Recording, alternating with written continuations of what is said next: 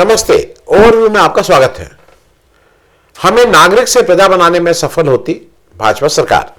दूसरा, one party democracy की ओर बढ़ते कदम। और तीसरा, कॉकरोच जनता पार्टी, कितनी उम्मीदें कितना विश्वास। इन तीनों विषयों पर बात करने से पहले हमेशा की तरह आपसे आग्रह, चैनल को सब्सक्राइब करें और अगर हो सके तो चैनल की मेंबरशिप भी ले लें। हमें मेंबरशिप का मतलब कि आप हर महीने हमें एक आर्थिक सहयोग देते हैं और अगर आप हर महीने का कमिटमेंट नहीं करना चाहते हैं तो वन टाइम एक बार एक मुश्त भी आप हमारा आर्थिक सहयोग कर सकते हैं। आपके सब्सक्रिप्शन की हम अलग से अपील इसलिए भी कर रहे हैं कि आप अपने दोस्त मित्रों को, जानने वालों को अगर ये चैनल ठीक लगता है तो उनको सब्सक्राइब करने को कहें। सब्सक्राइब करने में कोई आर्थिक पैसा नहीं लगता है। तो सबसे पहली बात, हमें नागरिक से प्रजा बनाने में सफल होती भाजपा सरकार। इसका एक अभी आपने, मैं इस बात को इसलिए कह रहा हूं, आज आप सबने एक रिपोर्ट आई है, ये बहुत दिनों से चल रहा है लेकिन एक सिलसिलेवार एक रिपोर्ट अभी हमने देखी। एक महबूब शेख है, महबूब शेख मुर्शिदाबाद के रहने वाले हैं, मुंबई में काम करते थे और उनको कुछ दिन पहले मुंबई पुलिस क्या मतलब जो भारत सरकार की पुलिस, उसने धर दबोचा, डिटेंशन सेंटर में डाला गया, फिर वहां से पश्चिम बंगाल ले जाए गए और वहां से उनको बांग्लादेश भेज दिया गया, ये कह के कि वो बांग्लादेशी घुसपैठिए हैं। उसी तरह से उनके साथ एक मिनारुल शेख थे। ये सब लोग कोई 37 साल का, कोई 30 साल का, सब नवयुवक हैं। ये भी मुर्शिदाबाद के थे और उनके साथ भी यही हुआ। और इस तरह के ये 7 लोग थे जिनके साथ ये काम हुआ। जब ये बांग्लादेश में जबरदस्ती, अच्छा, इनको बांग्लादेश बॉर्डर करके उनको वहां जबरदस्ती उसमें, जिसको कहते हैं ना, ढकेल दिया गया। फिर इंडिया और बांग्लादेश के जो अफसर थे उनकी फ्लैग मीटिंग हुई और उस मीटिंग के बाद ये केंद्र सरकार ने और बीएसएफ ने माना कि ये इंडियंस हैं, ये बांग्लादेशी नहीं है और इन लोगों को वापस ले लिया। सबसे ताज्जुब की बात यह है कि सारे लोग जो इस तरह से बांग्लादेशी का टैग लगा के भेजे गए थे, एक तो ये मुसलमान थे, मुसलमान होना तो जरूरी है क्योंकि जो टारगेट भाजपा सरकार कर रही है मुसलमानों को कर रही है।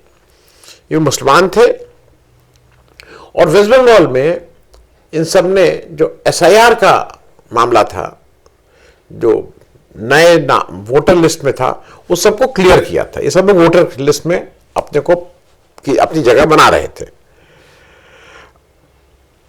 इन लोगों ने की कोई मतलब, मैं इसलिए कह रहा हूं कि इन लोगों को क्या था, इन लोगों की कुछ कुछ दिक्कतें ये शुरू हुई कि जब ये वहां से वापस आए हैं तो जिन लोगों से इनको पैसा लेना था वो पैसा देने से मना कर दिए। ये कह के तुम तो बांग्लादेशी हो, हालांकि बांग्लादेशी नहीं है, ये मुसलमान है, ये जरूर है। ये ज्यादातर लोग मुर्शिदाबाद, 24 परगना, जो बंगाल का वो एरिया जहां पे मुस्लिम बहुल है, वहां के लोग हैं। सबसे एक अनोखी बात यहां की यह है कि ये जो परिवार के इनके सारे लोग एसआईआर में पास हैं, इनके पास पुलिस सर्टिफिकेट भी है कि ये यहां के नागरिक हैं। अब 2-3 चीजें मुख्य हैं। ये रहने वाले तो बंगाल के हैं, काम ये लेकिन मुंबई में करते हैं और खास करके जब से बीजेपी सरकार आई है तब से इस रिपोर्ट में दर्ज है कि इसमें से बहुत से लोग बंगाल छोड़ के मुंबई आ गए हैं या दूसरे प्रदेशों में चले गए, क्योंकि बंगाल में उनका कहना है कि नौकरी नहीं है और नौकरी से ज़्यादा जो ऑन कैमरा वो नहीं बोल रहे हैं, वो सही बात है कि वहाँ डिस्क्रिमिनेशन बहुत ज़्यादा है। दूसरा, एक और अजीब सी एक चीज़ यह है कि इनमें से एक जो सज्जन हैं उनके घर में सबका नाम क्लियर हो गया है एसआईआर में, सब वोटर लिस्ट में। उनकी मां का नाम फंस गया है, मतलब उन मां के बच्चों का नाम तो क्लियर हो गया, मां का नाम फंस गया। और क्यों फंसा है?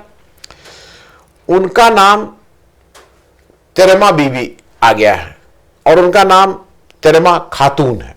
अब तेरमा खातून और तेरमा बीबी के बीच में उनको वोटर लिस्ट से हटा दिया गया है। आप अपना रिवीजन करो, फाइल करो, वो तो एक सुप्रीम कोर्ट ने एक जुडिशियल कुछ प्रोसेस बनाया है, उसकी कितनी वो हो रही है वो हम सब आप देख ही रहे हैं। अब वेस्ट बंगाल में देखिए, पहले एक और चीज क्या होता था कि पश्चिम बंगाल में टीएमसी सरकार के जमाने में एक west Bengal migrate welfare board था। ये वो इंस्ट्रूमेंटल था, इन सारे लोग जो ये 7 लोग वापस ला गए, उसका एक बड़ा रोल था भारत सरकार को बताना, फिर ये करना, उनका एक रोल था। मुझे नहीं लगता है कि अब ये वेलफेयर बोर्ड जो है ये अब एक्टिव भी रहेगा, या अब तक हो सकता है इनएक्टिव हो के बंद हो चुका हो। ये बात मैं इसलिए कह रहा हूं कि क्यों ये लोग अब नागरिक नहीं है, अब ये प्रजा से भी बदतर हैं। प्रजा का भी कुछ हक होता है, प्रजा भी नहीं है। आर राजगोपाल जो टेलीग्राफ जैसे प्रतिष्ठित न्यूज़पेपर के एडिटर, सालों एडिटर रहे, 30 साल से ज्यादा समय से पश्चिम बंगाल में रहते हैं, उनका पासपोर्ट रिन्यू नहीं हो रहा है। अच्छा, क्यों नहीं रिन्यू हो रहा है? क्योंकि वोटर लिस्ट में उनका नाम गायब है। इस बार वोटर लिस्ट में अब 30 साल से वही है, वोट देते हैं 30 साल, अब नाम गायब है। नाम ये कहा जा रहा है कि आप अपील फाइल करिए, उसमें आएगा वही 27 लाख लोगों में। सुप्रीम कोर्ट के जज साहब कहते हैं कि अरे इस बार नहीं दिया, अगली बार दे दीजिएगा, लेकिन पासपोर्ट रिन्यू नहीं करेंगे। इस बात को लेके केरल के मुख्यमंत्री ने पश्चिम बंगाल के मुख्यमंत्री शुभेंदु अधिकारी को लिखा भी है कि भाई ये कैसे एक व्यक्ति जो इतना सीनियर है, इतना वेल रिकॉग्नाइज्ड है, आप उसका भी ऐसा वोटर लिस्ट से नाम हटा दे रहे हैं। दूसरी एक बड़ी बात यह कि है पश्चिम बंगाल के जो इस समय की सरकार है, उसने सारी जो वेलफेयर स्कीम है, जहां पे लाभार्थी योजनाएं हैं सरकार की, उन सबसे में जिन लोगों का वोटर लिस्ट में नाम नहीं, उनको हटा दिया है वहां से। अब वो उनको नहीं, कोई भी सरकारी योजना का लाभ उनको नहीं मिलेगा। जो पीडीएस पब्लिक डिस्ट्रीब्यूशन सिस्टम है, वहां से नाम हटा दे रहे हैं, राशन की दुकान पे जो मिलता था। हालांकि एक चीज याद दिला दूं, ये याद दिलाना इसलिए जरूरी है कि सुप्रीम कोर्ट में जब ये मामला गया था और सरकार की तरफ से और इलेक्शन कमीशन की तरफ से कहा गया था कि साहब ये सिटीजनशिप की एक्सरसाइज नहीं है, ये तो केवल वोट रिवीजन की है, वोटर लिस्ट को हम नया बना रहे हैं, इसमें कोई सिटीजनशिप से लेना देना नहीं है। लेकिन ये बिल्कुल सिटीजनशिप से ही किसी ना किसी बहाने से लोगों की सिटीजनशिप ले लेनी है, और ये उनका राइट छीना जा रहा है। मैं एक चीज और इसलिए क्लियर कर दूं कि अगर आपको याद हो कि अभी पासपोर्ट वाला मामला आया था कि passport is not a citizenship document, ये सबको सुन के हैरानी हुई है, क्योंकि उसी पासपोर्ट को लेके आप जाते हैं विदेश और वहां पे आपसे पूछा जाता है कि आपका नेशनैलिटी क्या है, और आप कहते हैं इंडियन, और वो इंडियन प्रूफ करने का एक ही जो उस विदेश में आपके पास डॉक्यूमेंट होता है उसका वो है पासपोर्ट। लेकिन भारत सरकार कह रही है नहीं, ये सिटीजनशिप राइट नहीं है। ये आपका सिटीजनशिप राइट, आपका जो नागरिकता का अधिकार है, वो छीन के आपको प्रजा के से भी बदतर बना के पूरी तरह से भाजपा सरकार के रहमो करम पे डाल दिया जाएगा। और जो आने वाले दिन में ये कोई ताज्जुब नहीं होना चाहिए कि भाजपा ऑफिस से आपको इस देश के नागरिक होने का प्रमाण पत्र मिलना चालू हो जाए। अब दूसरी बात कर लेते हैं, वन पार्टी डेमोक्रेसी की ओर हमारे बढ़ते कदम। ये मैं क्यों कह रहा हूं? क्योंकि अब जो बीजेपी ने शुरू किया है और उसको बहुत तेज गति से गति दे रहे हैं। पहले वो पार्टी तोड़ते थे, इनको उधर करते थे, उस पार्टी को मिलाते थे, अब फिर एमएलएस को करते थे, पार्टी को, ये सब करते थे। अब उन्होंने नई टेक्निक सीख ली है कि जो भी एग्जिस्टिंग पार्टी है, बड़ी से बड़ी पार्टी हो, उसको तोड़ के पूरी तरह से साफ कर दो। वेस्ट बंगाल में क्या हो रहा है? वेस्ट बंगाल में सबसे बड़ी पार्टी बीजेपी, उसने सरकार बनाई, और दूसरी बड़ी पार्टी टीएमसी। अब टीएमसी को उसने ऐसा तोड़ा कि जिसका बड़ा फैक्शन है, 80 में से 60 से ज्यादा लोग मतलब बीजेपी के कहने पे टूट गए हैं। वो बीजेपी के विपक्षी नहीं है, वो मोर और लेस उसी पार्टी को बैक कर रहे हैं। सेंटर में तो एमपी लोग तो कर ही रहे हैं। ये मैं क्यों कह रहा हूं इस बात को कि इसका जो ताजा उदाहरण है, जो कुछ लोग नहीं टूटे हैं, महुआ मैत्रा जैसे लोग नहीं टूटे हैं, उन्होंने कहा कुछ हो जाए हम नहीं टूटेंगे। तो अब क्या करना है? अब इन लोग को ऐसा हालात बना देनी है कि ये काम करने ही लायक ना हो जाए, ये शहर में निकले ना, ये बाहर निकलने से डरें, वेस्ट बंगाल में जब तक रहें तब तक छुप के रहें, अपने ऑफिस भी ना जाएं, कहीं ना जाएं। कल महुआ मैत्रा अपने कृष्णानगर ऑफिस, नाडिया डिस्ट्रिक्ट में इनकी कंस्टिट्यूंसी है, वहां के अपने कृष्णानगर ऑफिस में गई थी, और इनके ऑफिस में खुलेआम अंडे, बैगन से लेके हमला हुआ। अब इसमें कुछ लोगों का कहना है कि भाई इसमें पत्थर भी चले, पत्थर चल भी सकते हैं। महुआ मैत्रा ने बाकायदा इसका वीडियो बनाया, वीडियो बना के वो ऑनलाइन आई। उसी समय उन्होंने बंगाल के डीजीपी, पुलिस कमिश्नर, सारी जगहों पे इस वीडियो को फैलाया। महुआ मैत्रा ने ट्वीट भी किया, ये सब बताया कि भाई आप ये क्या कर रहे हैं, सामने सामने। अच्छा, उस वीडियो में सब कुछ सामने दिख रहा है, वो सामने बिल्कुल साफ दिख रहा है कि वहां पुलिस वाले खड़े हैं। दूर से नहीं दिख रहा है कि किस उसके हैं, पुलिस वाले खड़े हैं, वो उनको भगा नहीं रहे हैं या भगा नहीं पा रहे हैं, ये अलग बात है।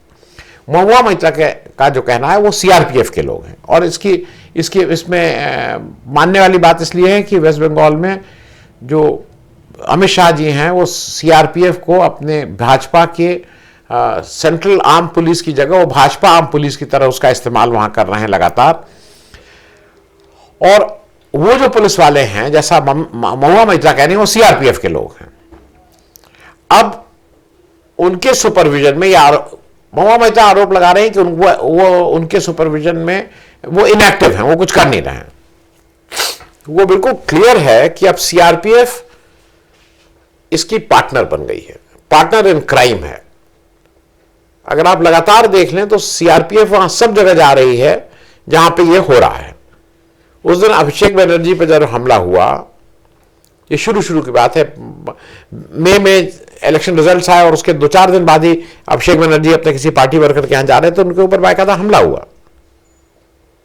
सीआरपीएफ वहां थी। उसके बाद इनको हेलमेट पहन के अपनी जान बचानी पड़ी। उस मामले को लेकर अभिषेक बनर्जी हाईकोर्ट गए, कलकत्ता हाईकोर्ट।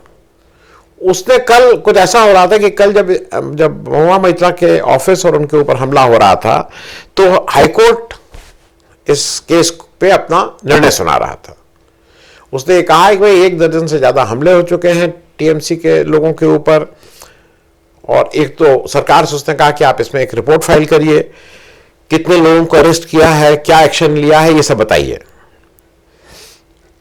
और ये मैं बात इसलिए कह रहा हूं कि भैया महुआ मैत्रा सबसे वोकल और पूरे देश में जानी पहचानी एक तेज तर्रार टीएमसी सांसद के रूप में प्रतिष्ठित है।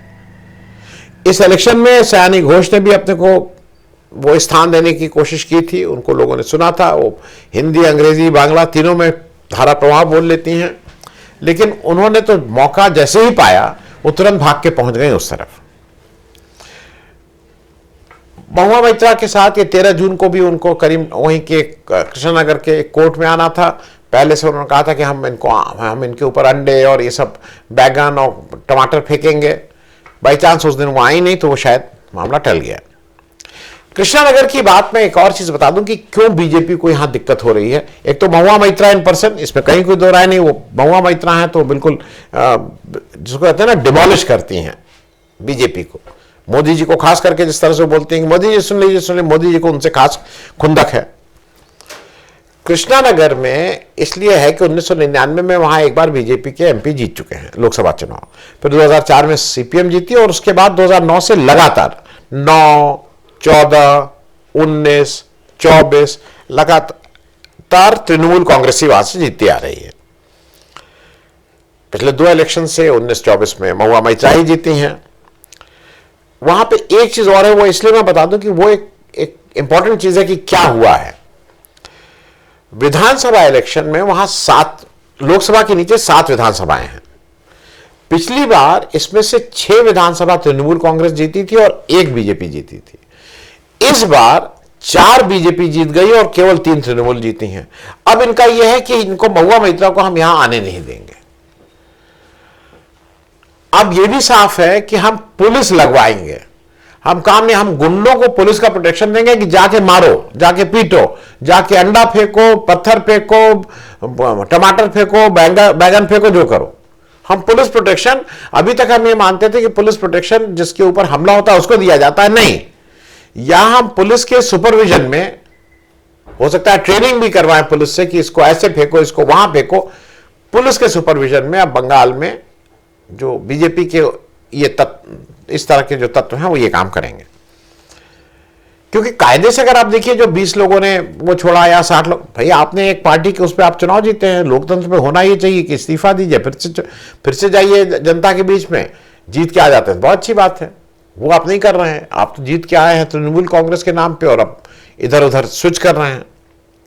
और ये बिल्कुल साफ हो रहा है कि बीजेपी अब धीरे धीरे वन पार्टी डेमोक्रेसी की ओर बढ़ रही है। कोई विपक्ष नहीं, कोई विपक्ष होने की हिम्मत भी मत करो, इलेक्शन भी मत लो, कहीं मीनाक्षी नटराजन जैसे किसी का नॉमिनेशन ही रद्द कर दो, अगर जीत के भी आ गए तो तोड़ के मिला लो, तोड़ के नहीं मिला पार्टी तोड़ दो, ये सब में है। तो धीरे धीरे अब देश अच्छी रफ्तार से वन पार्टी डेमोक्रेसी की तरफ बढ़ रहा है। अब तीसरी बात जल्दी से कर लेते हैं, कॉकरोच जनता पार्टी, कितनी उम्मीद कितना विश्वास। दीपके साहब हिंदुस्तान आए, फिर उन्होंने एक फटाफट जून में के शुरुआती दिनों में उन्होंने एक मीटिंग की, फिर वो पूरे देश में मीटिंग की और 20 जून को वो वापस जंतर मंतर पहुंच के उन्होंने धरना शुरू किया और फिर वो धरना अनिश्चितकालीन बदल गया। वो रात में भी वहां रुक रहे हैं, धरना शुरू हो गया। 4-5 दिन पहले सोनम वांगचुक आए, सोनम वांगचुक जी ने समर्थन दिया। वो पहले भी आए थे, जब फर्स्ट राउंड में जब दीपके आए थे विदेश से तब भी आए थे, और फिर उन्होंने ये ऐलान किया कि वो यहां पे आमरण अनशन करेंगे। उनका अनशन शुरू है, उनकी तबीयत खराब हो रही है, बीपी गिर चुका है काफी, वजन कम हो रहा है, इत्यादि इत्यादि।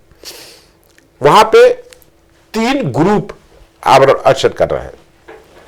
एक सोनम वांगचुक है जो अभिषेक दीपके के तरफ से ऑफिशियली उनको रिकॉग्नाइज किया जा रहा है, वो ऊपर उनका स्टेज है, वहां पे वो सब हो रहा है।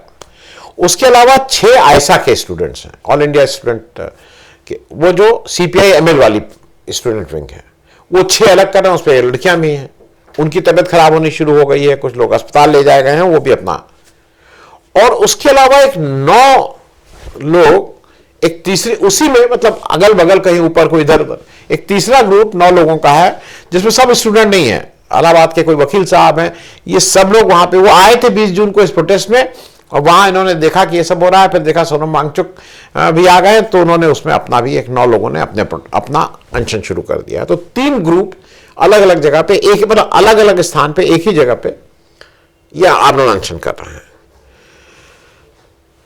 1-2 चीजें बिल्कुल क्लियर हैं कि ये जो अनशन है, ये लोगों का गुस्सा है, छात्रों का गुस्सा है, उनकी बेचैनी है और उसका मैनिफेस्टेशन। इसको तो कहीं कोई कुछ नहीं कर सकता है, क्योंकि अब दिन और होते जा रहे हैं। तो बीजेपी, कुछ लोगों का ये मानना था कि ये बीजेपी इसको सेफ्टी वैल्व की तरह इस्तेमाल कर रही है, और शायद इसलिए भी थोड़ा, जिसको कहते हैं ना, लूज या ढील दी हुई है कि देश में अगर ये बात चलती रहे तो उसका चंदा चोरी बैकग्राउंड में चला जाए, राजनाथ सिंह का झूठ बोलना बैकग्राउंड में चला जाए, थोड़ी इसकी भी बात होती रहे।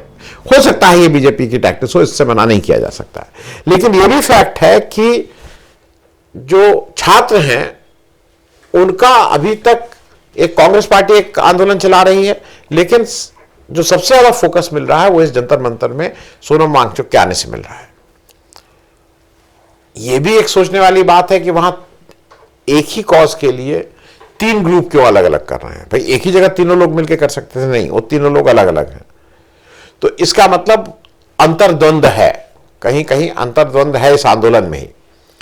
लेकिन लार्जर क्वेश्चन को एड्रेस कर रहे हैं बहुत से सिविल सोसाइटी के लोग, अभी बहुत कस के तो नहीं, जो सबसे पहले जाने वालों में वही लोग हैं जो अन्ना आंदोलन में भी सबसे पहले गए थे। तो इसलिए जो अभी मैं ये नहीं कहूंगा कि सारे नेता, सारे लोग वहां लाइन लगाए हैं, लेकिन बच्चों में, छात्रों में इसको लेके आक्रोश भी बढ़ रहा है, इसको लेके न्यूज भी अब ज्यादा हो रही है, और बीजेपी के लिए दिक्कत तो पैदा कर ही रहा है। अब ये सेफ्टी वैल्व से कब तक सेफ्टी वैल्व रहेगा और कब तक ये खुद एक हथियार बन जाएगा, ये देखने वाला समय है, क्योंकि वो शायद कोई आदमी के कंट्रोल में नहीं रहेगा और बीजेपी के कंट्रोल में नहीं रहेगा। इन 9, 6, 15 और 16 सोनम वांगचुक जी को लेकर 16 लोग जो अनशन कर रहे हैं, उसमें कभी किसी की तबीयत खराब होती है, कुछ ऐसा हो जाता है, तो वो कोई अनहोनी हो जाती है। तो इस आंदोलन को, जिसको कहते हैं ना, आप पेट्रोल के ऊपर बैठे हुए चिंगारी एक लगने की बात है, ये आंदोलन देशव्यापी भी हो सकता है। और जब आप आमरण अनशन और इस तरह की बातें कर रहे हैं तो ये थोड़ा सेंसिटिव फेज भी हो जाता है, हम सबकी नजरें उसकी तरफ हैं। और ये भी है कि ये आंदोलन सफल हो, धर्मेंद्र प्रधान कब इस्तीफा देते हैं, क्योंकि ये भी समझ में आ रहा है कि बीजेपी के लिए सबसे आसान ये है कि धर्मेंद्र प्रधान इस्तीफा दे दें, क्योंकि दिप्के जी का एक चीज अभी भी नहीं है, ये क्लैरिटी, बच्चे हैं, ये छात्र हैं, इनको बहुत क्लैरिटी नहीं कि इसके बाद क्या। सोनम वांगचुक बिल्कुल क्लियर है, वो कह रहे हैं 6 शेड्यूल में हमारा ये भी डालना है, उनकी एक दूसरी डिमांड वो भी है साथ में।